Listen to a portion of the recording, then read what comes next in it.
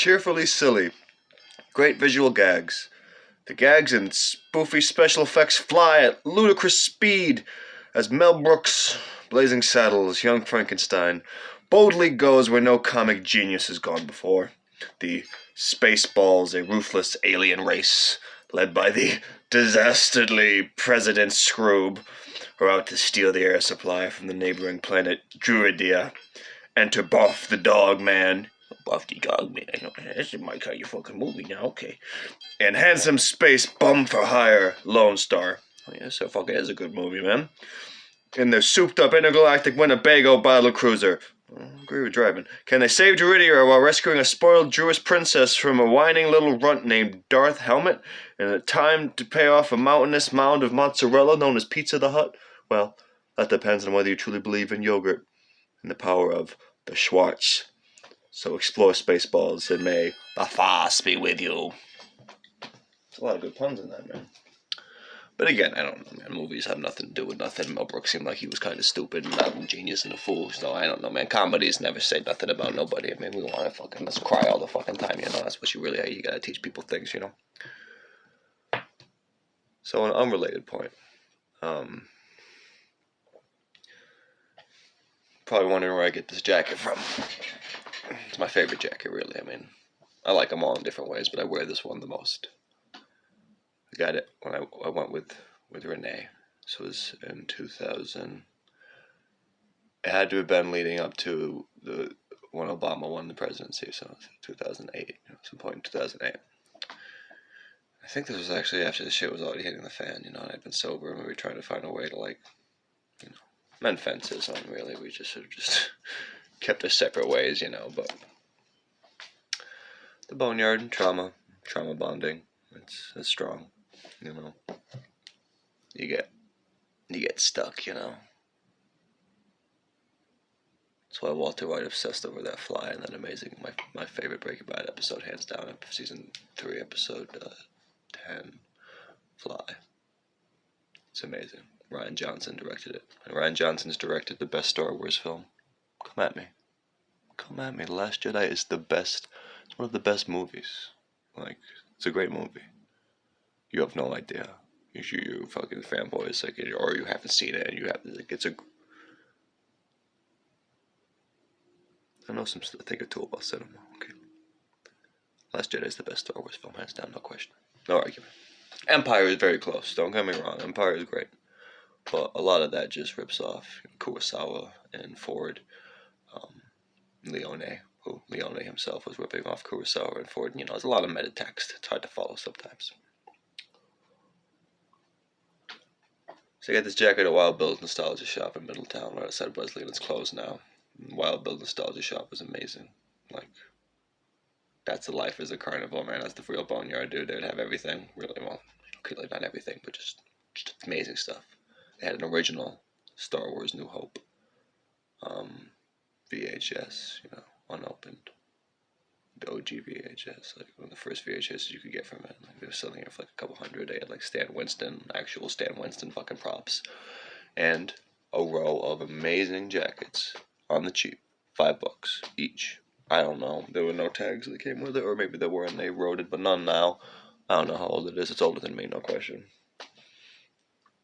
I haven't really dug up too much the details. I could probably find out he's like, or just take a picture of it and it would pop up with an app, but I don't want to know. What? You don't want to know? Yeah, I don't want to know. I like the mystery. The mystery's nice. That's why we love the cinema. It's that black in between. There's stuff that's not said that really hits us. Pardon me.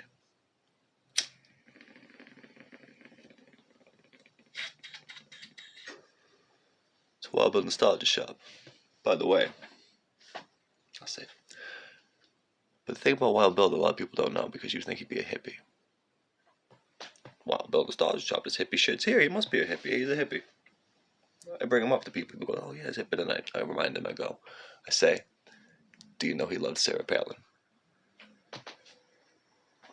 He loved Sarah Palin. Now, maybe he just didn't want to see a black man. Of course, Most white people, even more black people, didn't want to see Barack Obama become president. They did not want to see not just a black man become president, but that particular. Happy Black History Month, by the way, everybody.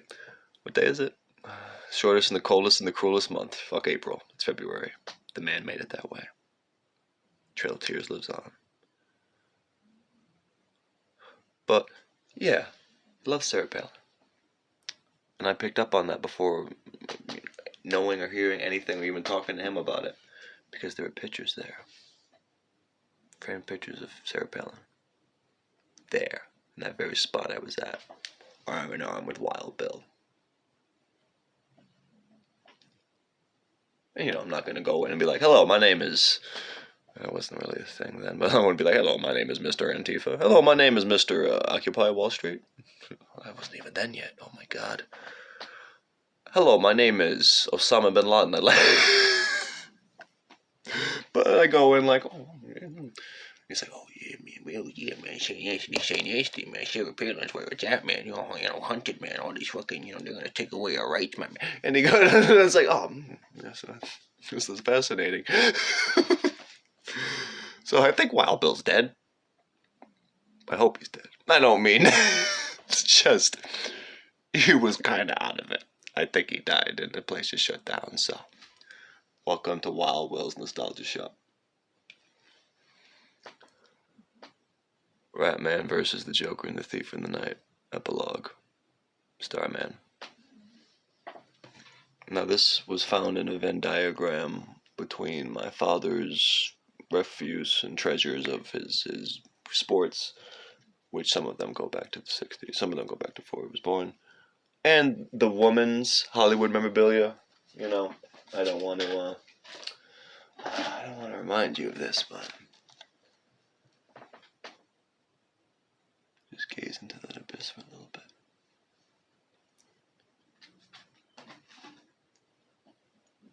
She looks like the, you know, when Conan would do the thing, she looks like Peter Gallagher and Ayn Rand. On a good day, let me tell you. Oh my god, well, how dare you make some fun of a woman's looks. Joan Crawford was a goddamn monster. I got her name right this time. And Joan Crawford was a goddamn monster. So anyway, I don't know if this was the Hollywood shit, but...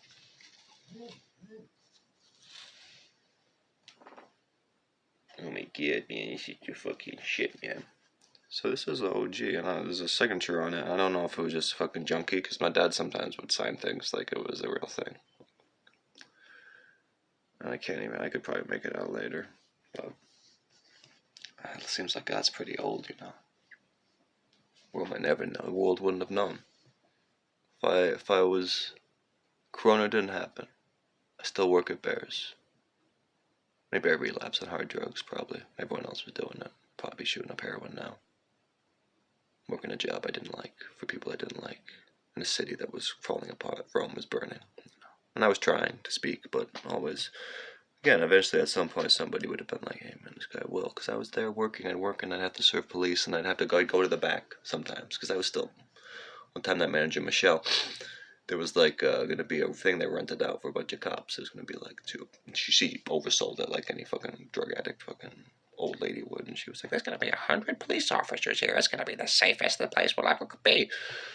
Me and all my co-workers, many of which had been fucking brutalized by police, and they're just coming out of prison and just like, you know, that's food service. One time she said we should be grateful to be making $15 an hour, even though they just voted to make that the minimum wage, and even that's not enough, because wages aren't enough, and you're always a slave in a surf.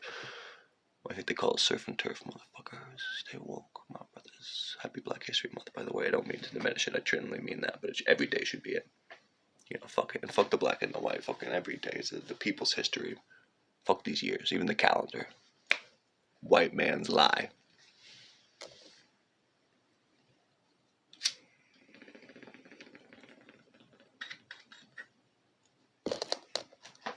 Speaking of white man's lies, again, I'm OCD. Where's the wishbone? God, did a break. OCD, but for certain things, like this Memento. Memento. You know Memento? Remember? I made the joke, Leroy Jenkins joke. I know it's fake, Sammy Jenkins, but this has a lot of cool shit. You know, it's set up like psychiatrist pad. But long story short, it's got a sticky note, and it's actually a sticky note. It says watch on there. Maybe 20 years almost, maybe or so. Whenever the movie came out, I got the DVD for it. I love that movie. You know, the way it's told. Brilliant. And again, it just rips off a lot of French cinema, and it demarcates in a way with black and white. But the way it's told. It's the way it's told. The way it's not even in reverse, you see, because there are scenes. The scenes in the hotel room do go forward, but they go forward as a prologue. But you don't know that. You think it's an epilogue, episodic, concurrent, like time is very. And then the thing that you think goes backwards, you know, with the Polaroid, which for some reason I don't have any in arm's reach, even though I have a lot, but a Polaroid. But really, the whole time it was the snake devouring its own tail. It was like it was like real convoluted. Christopher Nolan pulled off a lot. Like, Inception wasn't that good of a movie. Oh my God, what are you talking? You're such a contrarian. No. I don't know what I'm talking about, but I know what I'm fucking talking about cinema. Okay. Inception wasn't that good. Memento, and honestly, the entire Dark Knight movie series. Dark Knight Rises is the best. Oh my God, well, you're a fucking... Dark Knight Rises is a masterpiece, except for the fucking, you know... Ra's al Ghul, Natalia, sort of like that kind of, like, twist, which isn't sold that well. Everything else about that. And trust me.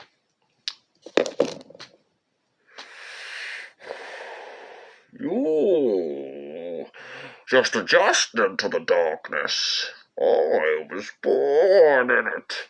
Molded bullet. Know a thing or two about the Bane of existence. And it's weird because Bane was... The movie was a masterpiece because it was a Rorschach test. Like the superhero villain Rorschach? Yes, exactly like that. It's a Rorschach test. The Mask. And that's why Tom Hardy had to sell it so much with his eyes.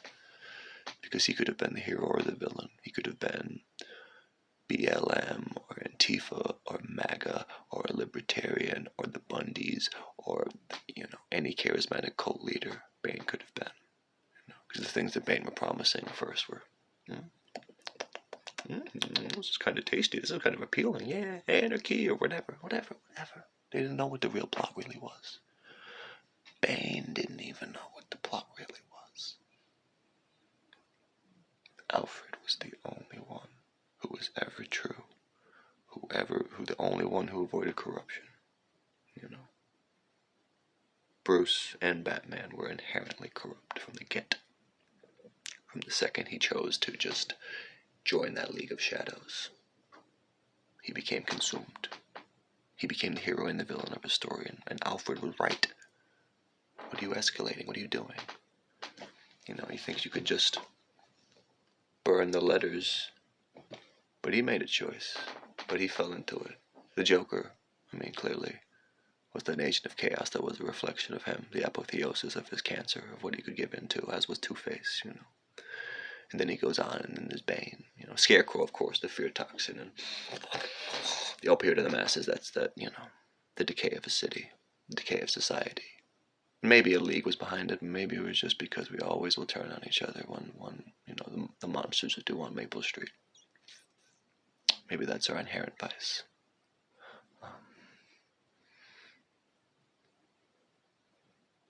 But we don't always have to kill ourselves. Maybe it might have to make it seem like we're killing ourselves, giving ourselves in, but sometimes we just have to step away, you know, and just live as a human being, you know. Pull that mask off and be ourselves. Find the people we're meant to be with, you know, our true loves. I don't know. Or just be like Alfred. Be in the sidelines and look at people we cared for. Look at the brothers we tried to keep. You know, trying, Ringo. Trying real hard to be the shepherd. But it's hard when you were lost yourself, you know. And you know how hard it is to find the way. You want to just be like, you goddamn fucking sheep. But I don't know, life isn't a movie. But it's magic like the cinema, you know. Love and peace.